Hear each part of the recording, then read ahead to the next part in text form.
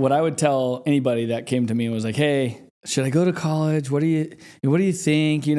Honestly, to hell with college. And here's exactly what I would tell my kids. Find your fire in your stomach. Find your motivators. Find the things that really drive you and get you up in the morning with a pep in your step. And then go earn your stripes and earn your seat at the table in whatever that is. Then that depends. Whatever that next step is, the type of business you're getting into, that is when the next phase is critical of, well, then what's the appropriate way to grow that business? And there's then key dynamics. Let's say you wanted to, I spoil my kids and they love to fly in private aviation and they want to grow up. And my daughter the other day said, she's like, why don't we buy this private jet over here? I go, well, that private jet's like $40 million. It's a big private jet.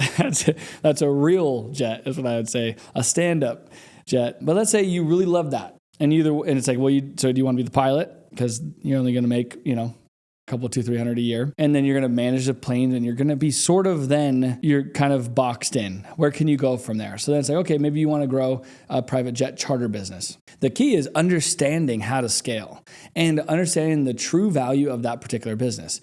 So if you're going to end up in selling jet charters or selling planes, you could be a great jet salesperson. They make a ton of money. There's so many ways to go with it. So the key is understanding the business and the type and making sure that wherever you're headed, you're going to have the biggest multiple on the value and the growth of that company. When you want to go sell that business, that you've groomed it for sale. And so that's really like the book, Start with the End in Mind. You got to start with the fact that business is going to be for sale. Now, if you want to be in real estate, a hard asset is different.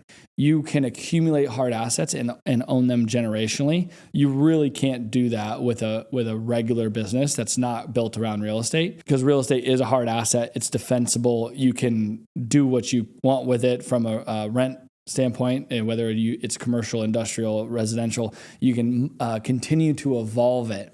And it's really valuable at the end. Typically, it's, let's say a 5 cap, 6 cap. It's just a multiple. That's like a 20x on EBITDA. A 5 cap is on net NOI. So what I'm going to teach my kids is to clearly understand the type and the value of each business, and then to clearly understand scale.